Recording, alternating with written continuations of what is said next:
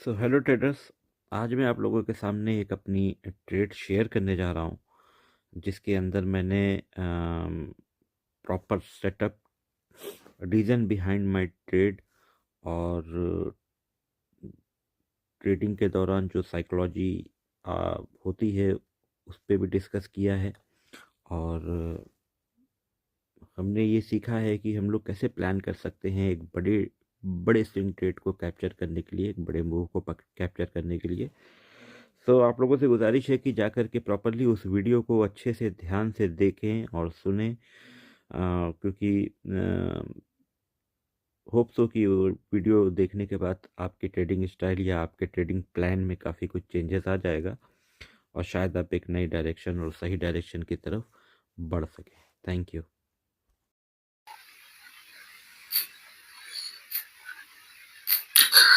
Okay, तो trade के बारे में बात करते हैं। कैसे ये ट्रेड प्लान किया गया और क्या मेरा बायस है इस पर्टिकुलर ट्रेड के लिए। तो जैसा कि हम देख पा रहे हैं कि प्राइस अपने काफी लो पे आ चुकी है गोल्ड, और प्रॉपरली उसने जो है इस वाले एरिया के एसएल को या लिक्विडिटी को ग्रैब कर लिया है, और चांसेस आर प्रीटी हाई कि प्राइस अब ऊपर के डायरेक्शन को कंटिन्यू करे अगर इसे ऊपर जाना है तो, क्योंकि ऑब्वियसली प्राइस जो है एक एरिया को आकर के जितने भी इसके अंदर के वीकेंड्स होते हैं उनको बाहर निकाल दी है और अपने डायरेक्शन को कंटिन्यू कर दी है। तो जैसा कि हम देख पा रहे हैं कि आज प्राइस ने जो है इस एरिया के नीचे की लिक्विडिटी को ग्रैब कर लिया है, और अब मोस्ट प्रॉब्ली हम लोगों को ये देखना है कि शायद प्राइस यहाँ से ना पुल बैक ले और वो अपने डायरेक्शन को कंटिन्यू करे जो वो हायर हाई फॉर्मेशन में चल रही थी। ठीक है, सो लेट्स सी कि क्या होता है। एंट्री प्लान हो चुकी है और छोटे टाइम फ्रेम पे हमने कैसे एंट्री को ये प्लान किया इसको भी हम लोग इस बार डिस्कस कर लेते हैं। जैसे कि फिलहाल प्राइस यहाँ से लिक्विडेशन लेकर के ऊपर गई और अपने इस वाले ऑर्डर ब्लॉक के पास, ये जो जोन था इनका, ये वाला जोन है ना, ये वाला जो ऑर्डर ब्लॉक था बेसिकली, और इस ऑर्डर ब्लॉक पे प्राइस बार बार रिटेस्ट हो रही है, रिटेस्ट हो रही है, रिटेस्ट हो रही है। और उसके बाद से यहाँ पे उसने जो है दो जगह पे अपना वो क्या बोलते हैं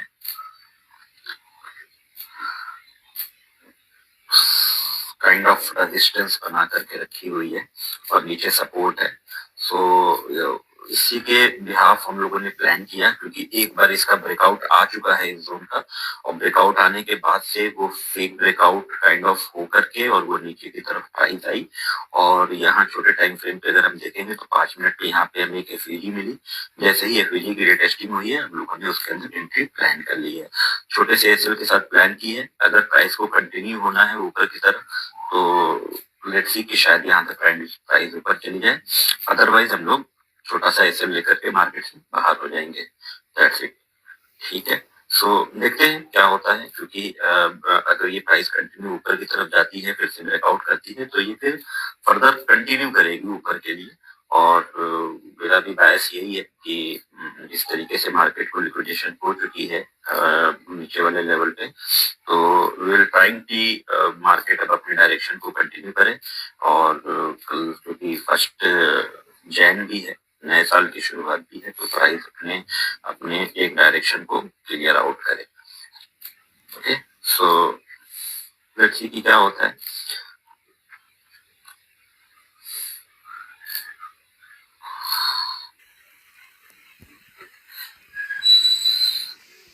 ये तो ऑर्गेनाइज कर लेते हैं पहले अपने माइंडसेट को। हम लोगों की कोशिश ये है कि हम लोग एक बड़े मूव को कैप्चर करें, डायरेक्शनल मूव को कैप्चर करें, जैसा कि मैंने अभी बायस बता दिया है।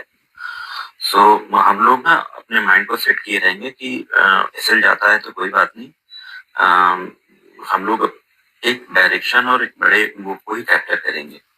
Okay, so we will hold it for maybe some hour और next day also. Okay,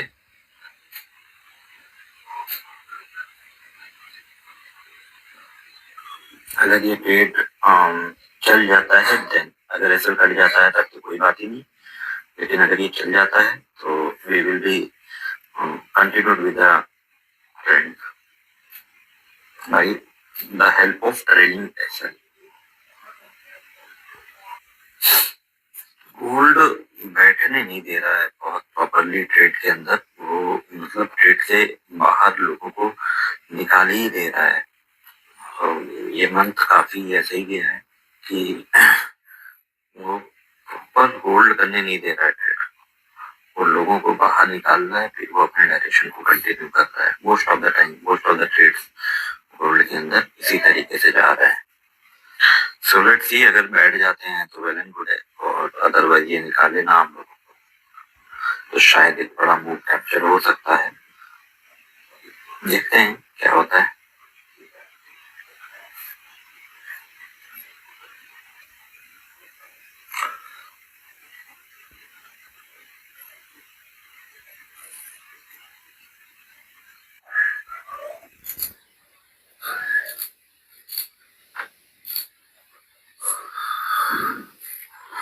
okay, तो इस तरीके से ना रास्ते के सारे बैरियर्स को फाइंड आउट करते रहना चाहिए आदमी को ट्रेड के अंदर, कि इस तरह की हिंड्रेंस आ सकती हैं रास्ते में जहाँ पे हम लोगों की प्राइस होल्ड करेगी, या छोटा मोटा रिवर्सल ले, या जो भी ऐसा है। अब जैसे कि हम देख पा रहे हैं कि यहाँ पे भी एक काइंड ऑफ रेजिस्टेंस बना हुआ है। सो लेट्स सी कि मार्केट यहाँ पे आने के बाद क्या करती है, रिवर्सल लेती है या फिर कुछ भी, तो देखते हैं क्या होता है।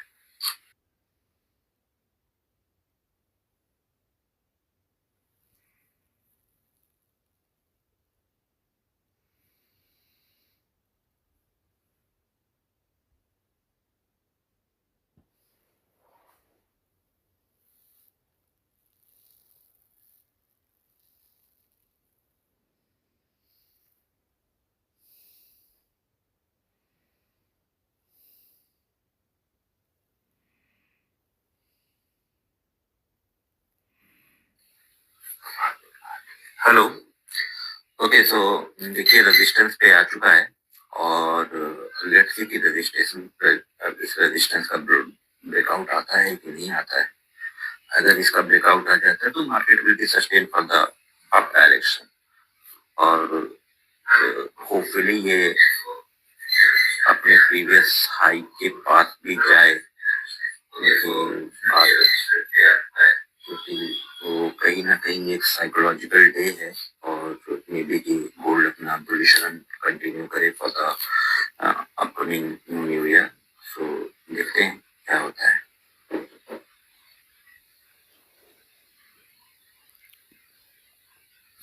So guys, this is the actually way of trading जो ऐसे की जाती है। Scalping is not a way, क्योंकि उसके अंदर जो भी प्रॉफिट अगर आपके हो भी जाते हैं तो वो बिल्कुल सस्टेन नहीं करते हैं कभी। You should capture a big move to stay in profit. Okay, और स्कैल्पिंग एक तरह की एक आदत है, जो कि कभी कभार जब पैसा उसके अंदर बनता है तो वो आदत लोगों को एक लत सी लग जाती है, और ज्यादातर लोग फिर उसी लत में अपने आप को उलझाए रहते हैं, और अपना एक क्लियर परसेप्शन, क्लियर व्यू नहीं बना पाते ट्रेडिंग को लेकर के। तो अगर कोई भी ये वीडियो देखेगा या देखा है तो इन चीजों को सीखना की जरूरत है आप लोगों को, या हम लोगों को भी। प्लीज अगर आप लोग जुड़ते हैं तो